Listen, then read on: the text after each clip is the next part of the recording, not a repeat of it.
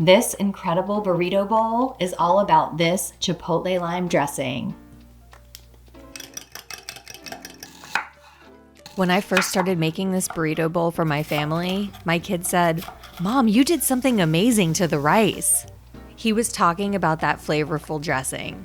And the best part is that dressing takes about 5 minutes to make.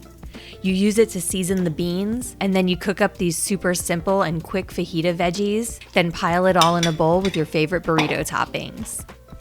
If you like this recipe, leave a comment, and don't forget to subscribe to my channel. First, let's make that dressing.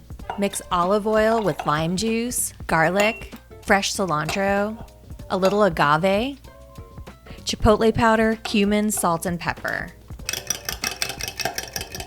Then drain a can of beans and mix them up with a little bit of the dressing that you made. Set those aside to marinate while you make the fajita veggies.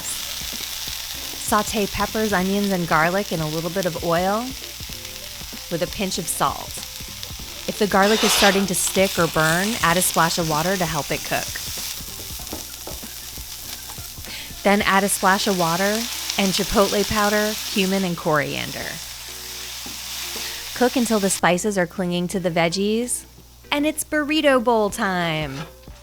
Pile those beans you made with some rice and your other favorite burrito fillings in a big old bowl.